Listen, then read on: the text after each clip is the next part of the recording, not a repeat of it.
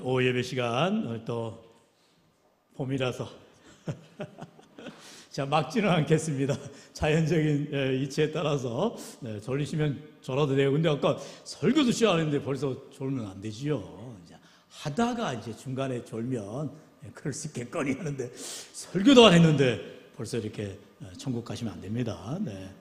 적어도 한 30초 정도 저를 이제 아이 컨택 하다가 자연스럽게 스르륵 감기는 저분이 피곤하신가 보구나 이제 이해할 수 있지만 시작도 안 했는데 주여 이러시면 아니 되옵나이다.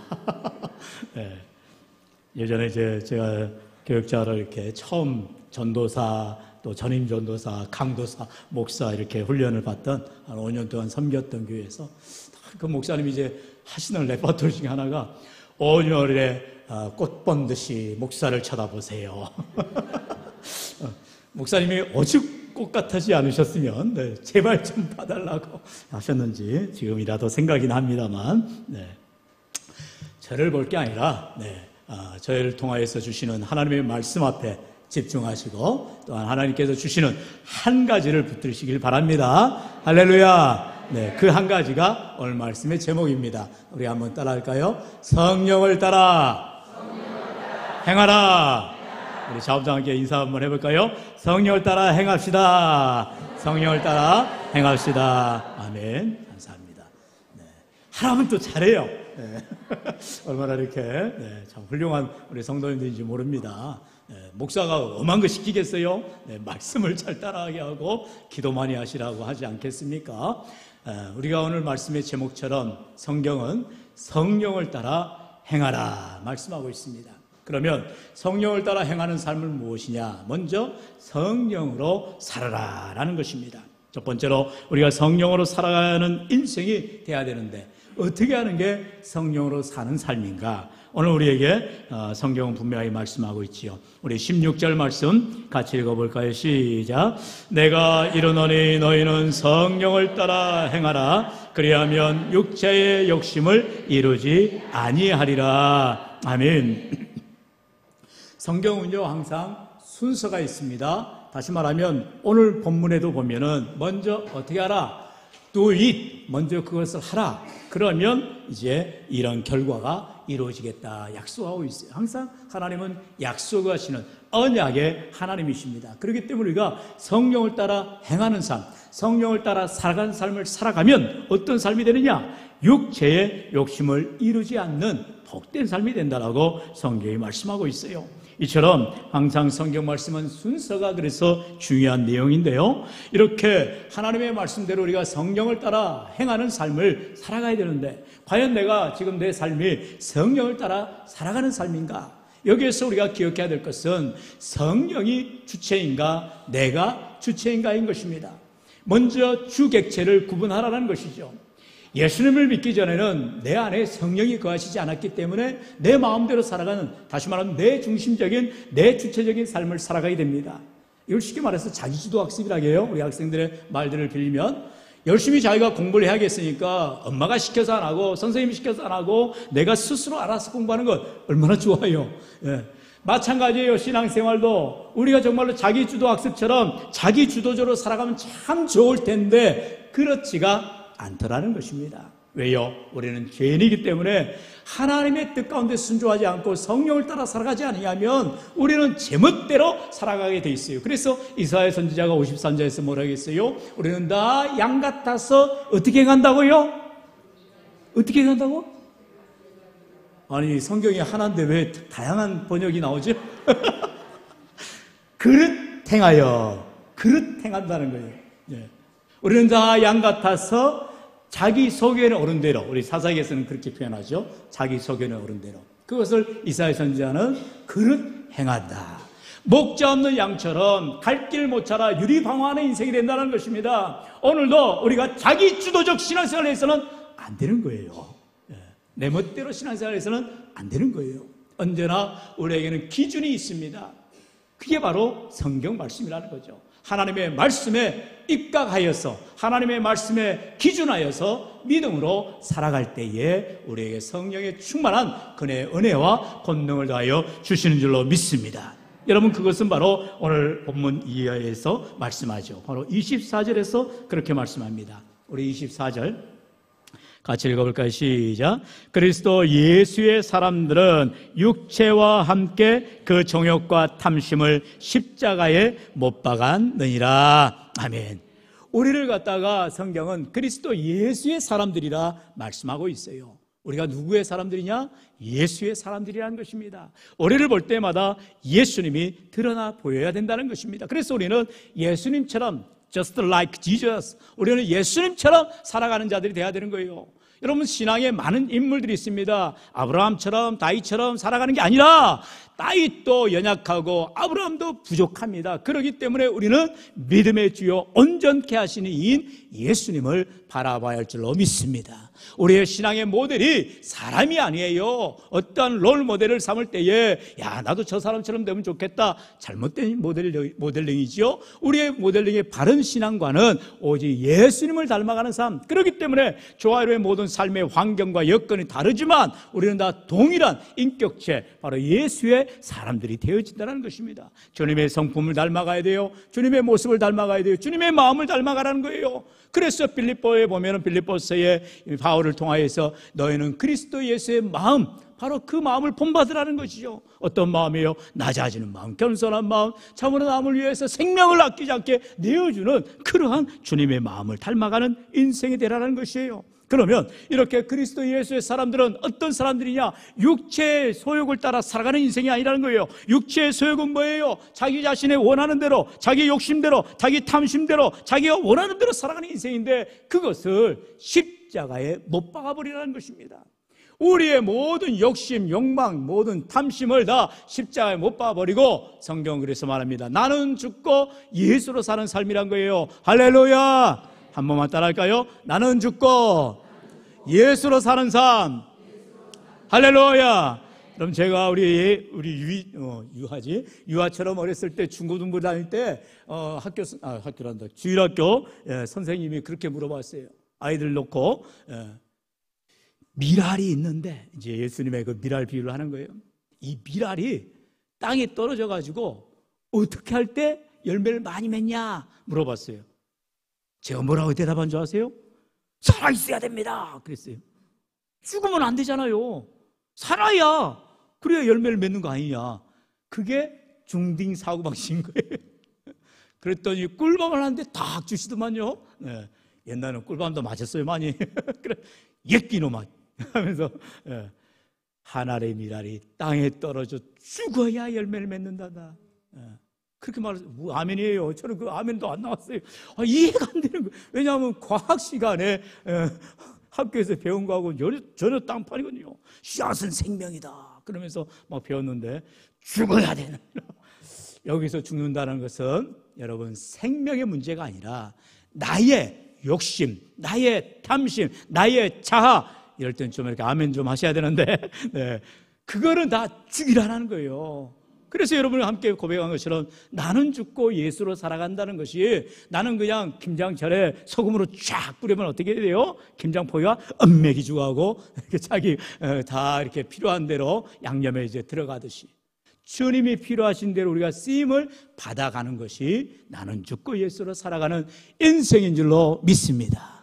여러분, 내가 죽어야 된다는 것은 다른 게 아니에요. 우리는 살아야죠. 우리가 죽으면 됩니까? 그런데 과거의 나, 욕심 많은 나, 정욕 많은 나, 탐심 많은 나, 죄악의 나는 십자가에 꽝꽝 못을 박아버리고 죽으라는 거예요. 그리고 예수로 새롭게 거듭난, 다시 말하면 그동안의 내 인생이 내 중심으로 내 원하는 대로 살아왔다면 이제는 주님이 인도하신 대로, 할렐루야, 이게 바로 성령으로 따라 살아가는, 성령을 따라 행하는 삶이라는 것입니다. 내가 앞장서 가는 게 아니에요. 성령이 우리를 앞장서셔서 우리를 인도해 주셔야 한다는 거예요. 여러분, 성령의 인도함을 받으라고 말하잖아요. 우리 앞에 성령이 앞서가셔야 한다는 것입니다. 그럴 때에 성령께서 바른 길로, 의의 길로, 옳은 길로 인도해 주신 줄로 믿습니다. 우리가 성령 인도함을 받는다는 것은 신뢰관계를 말해요. 성령을 의지하는 것을 말합니다. 여러분, 어린아이가 이렇게 놀이동원에 갔을 때에 엄마 손을 꽉 잡는 이유가 뭐예요?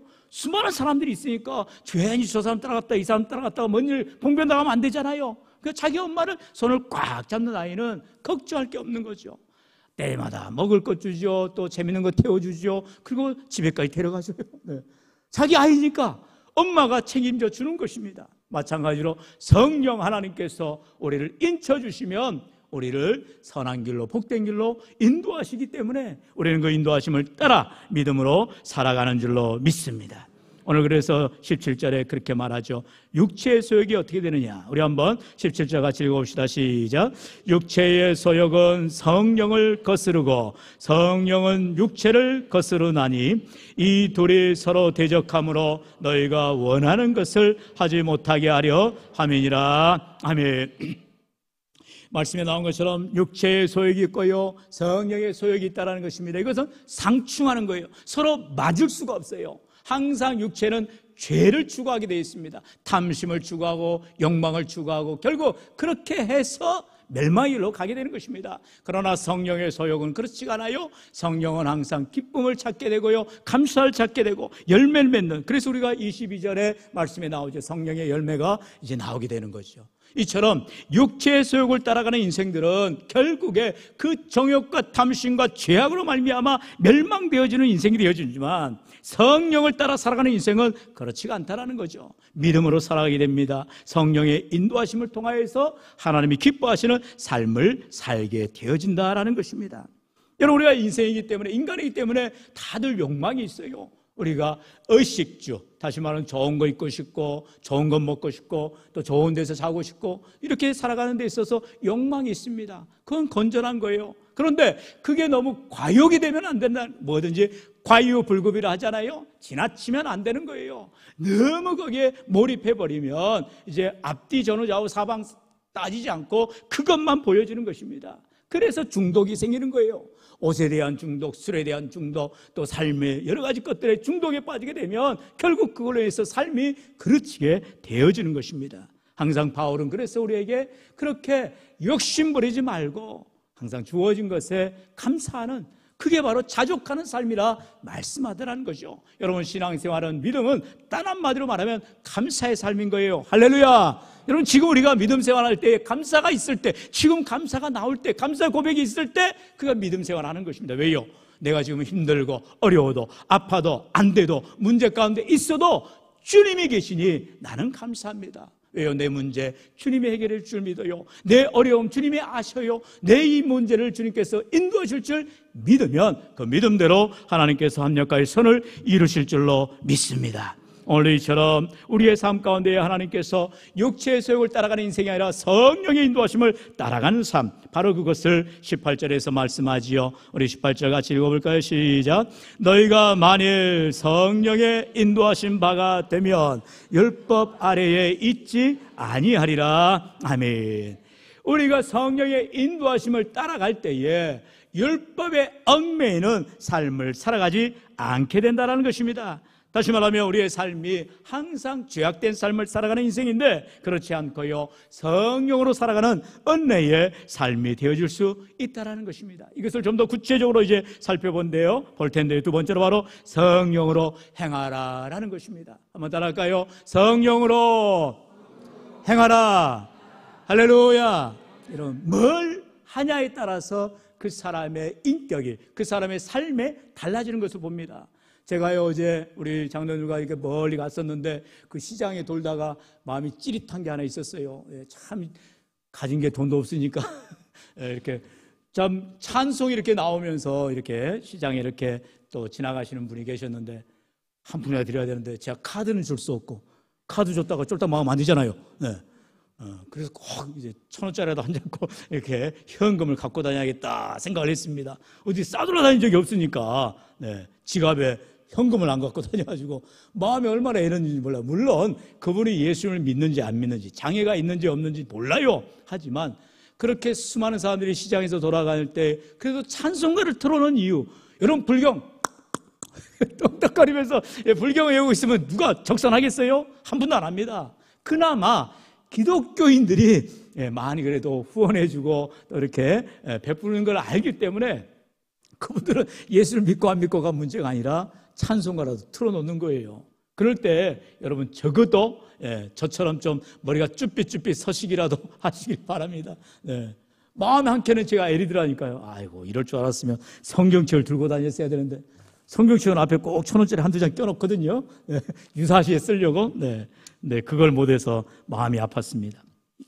제가 이 말씀을 드리는 이유는 우리가 성령을 따라 행한다는 삶은 크게 거창하게 선을 행해서 그 사람이 성령을 따라 행하는 삶이 아니더라는 거예요.